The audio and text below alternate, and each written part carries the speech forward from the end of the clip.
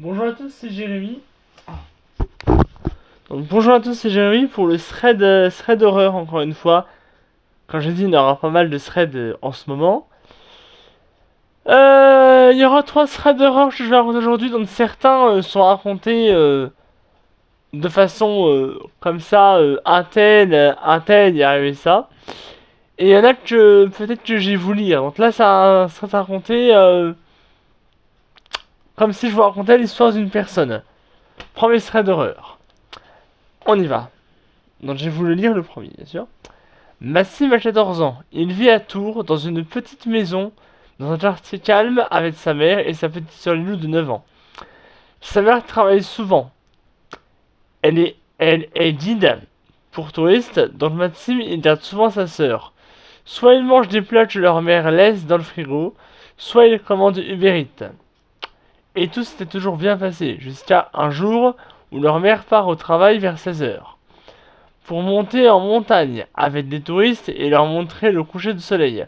Donc leur maman s'en va et leur dit de commander Uber Eats, car elle a un peu la flemme de cuisiner.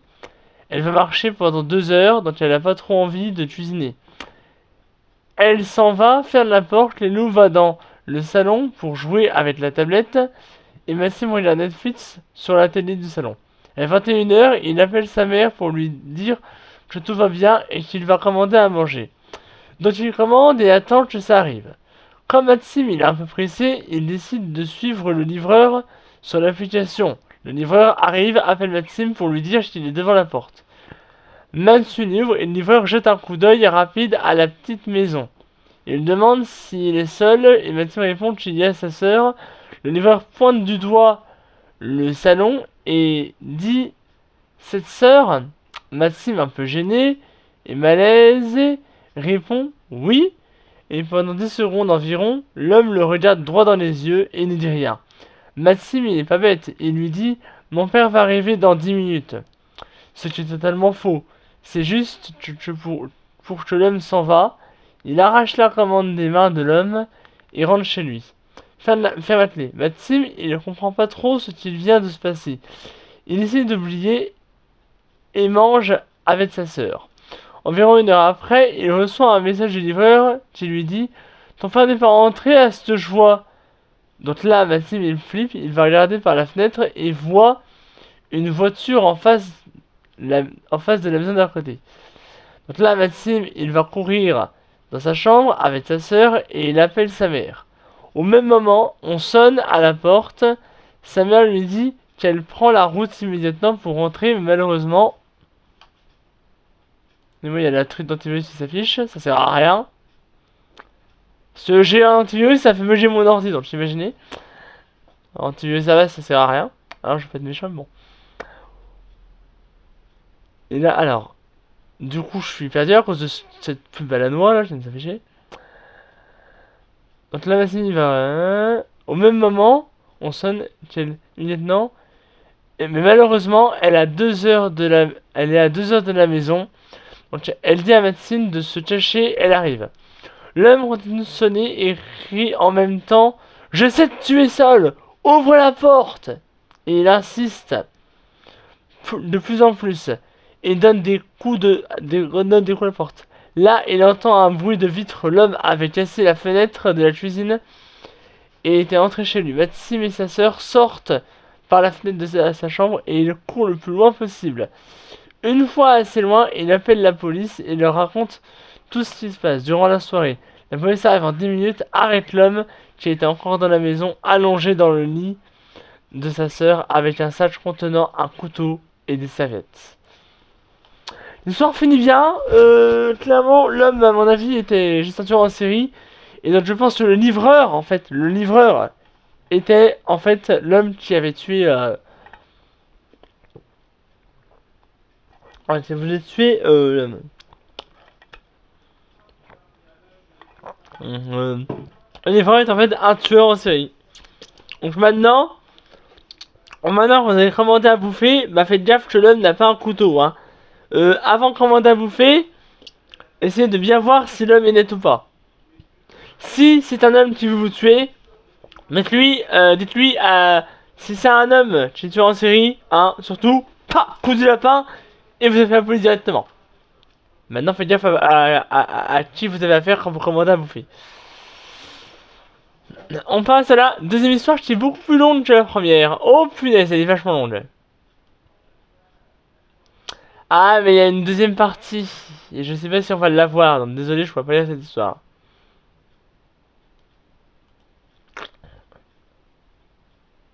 Non, ça c'est pas ce que je veux. Moi j'ai histoire qui est un peu courte aussi. Et là, je vais raconter à la première personne, comme elle est racontée. Mon histoire se passe en 2016.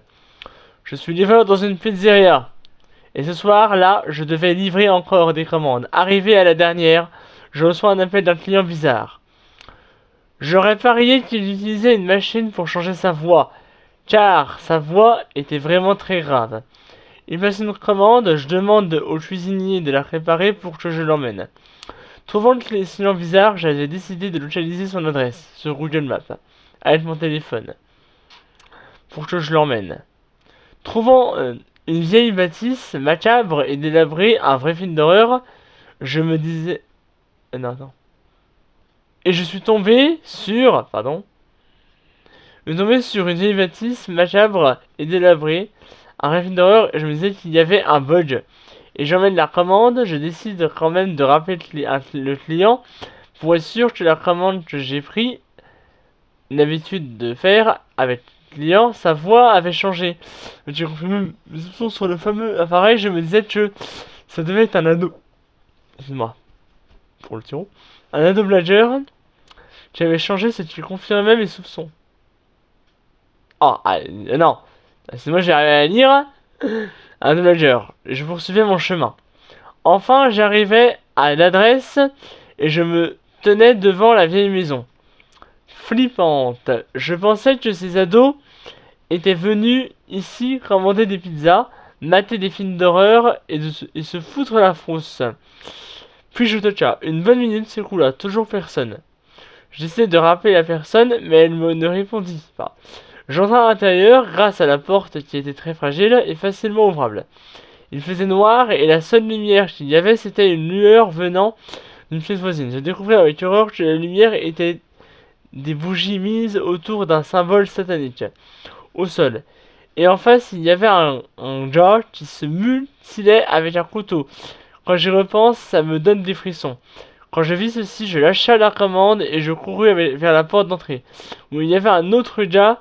Il ressemblait à une silhouette noire en, en, encapuchonné, j'avais à lire, c'est ça, avec masque et un scalpel à la main.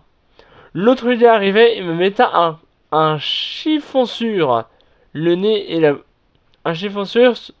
Un chiffon... Ah, parce que... Il y a le mot chiffon et sur qui est attaché. Un chiffon sur le nez et la bouche. Puis après, je me suis réveillé au milieu du symbole satanique qu'il y avait enflammé avec les bougies d'un coup. D'un coup, j'entendis une sirène de police et je cria à l'aide. Un des gars me poignarda à l'épaule et courut pour s'évader. Les voisins avaient entendu du bruit et les avaient appelés. Après avoir sauvé, la police pourchassa les deux gars et les rattrapa. Il m'expliqua que c'était des gens évadés de l'hôpital psychiatrique et qu'ils avaient volé de la morphine, des couteaux et des scalpels. Leur médecin était sur les lieux et me dit que depuis des jours, ils parlaient de sacrifier quelqu'un au démon. Je comprends alors que j'étais leur cible. Que serait-il passé si la police n'était pas venue? Je préfère ne pas y penser. Aujourd'hui encore, j'en ai des séquelles. Effrayant. Maintenant, quand vous allez livrer une pizza, pour ceux qui sont livreurs, bah faites gaffe où vous allez.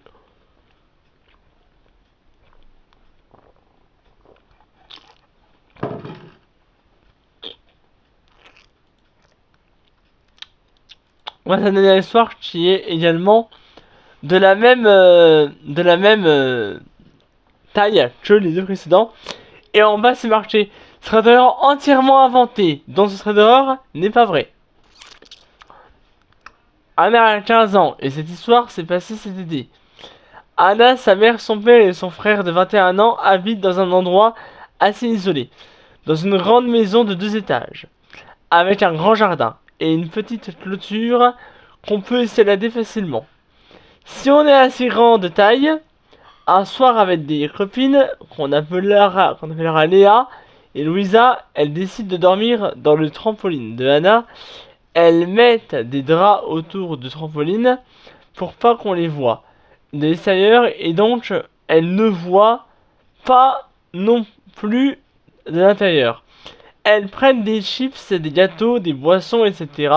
Elles se posent devant Netflix et la soirée passe. Léa s'endort en première, donc Louisa et Anna discutent, font des petites touches, prennent des photos, etc. Et au bout d'un moment, Anna s'endort aussi, donc Louisa est la seule réveillée. Elle regarde son téléphone, etc. Et puis à 1 heure du matin, elle essaie de dormir, elle éteint son tel, elle se met sous son coussin, etc. Elle se pose, elle ferme les yeux, essaie de dormir.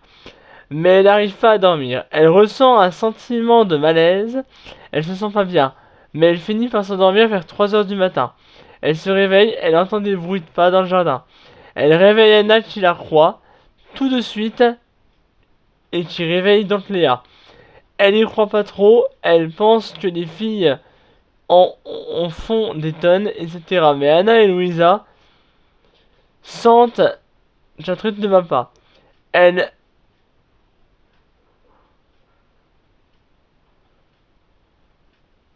euh,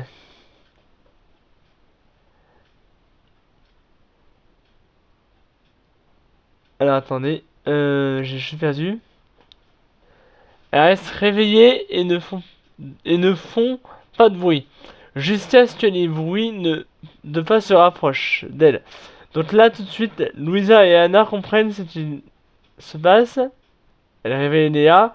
Léa aussi comprend heureusement le téléphone de Léa avait de la batterie vu qu'elle s'est endormie en première.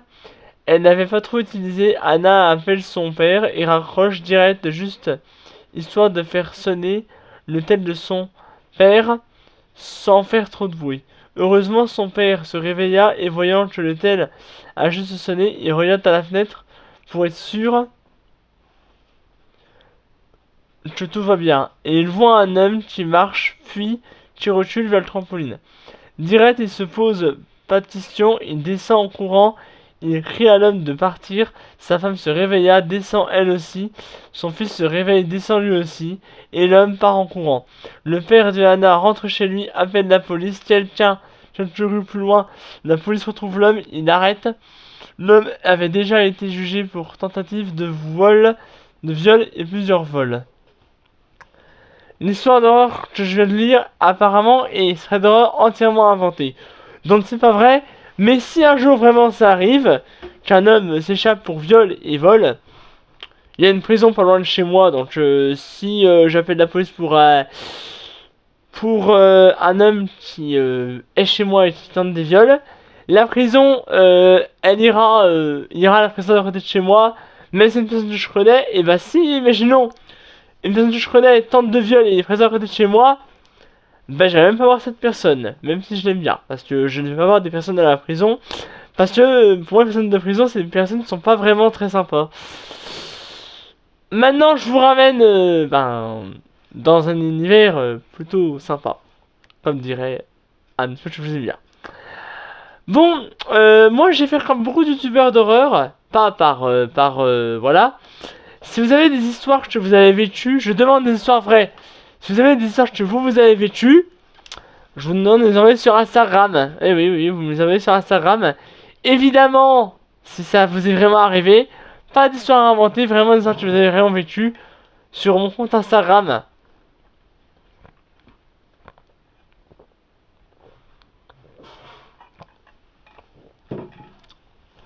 La photo de mon compte Instagram, c'est une photo. Vous me tapez Renaudet J, hein, voilà. Pour mon compte Instagram, c'est Renaudet J, hein, et vous verrez, c'est une photo de moi avec Quadritz, pour ceux qui voient, on s'en va de sa chaîne. Je vous laisse, merci d'avoir laissé cette horreur, on se retrouvera donc du coup demain peut-être pour un jeu d'horreur ou d'histoire d'horreur, parce qu'il y en a que j'ai vécu et que je voudrais vous raconter. On verra sur quoi je vous retrouve demain. Pour tout, à bientôt les amis. Bye.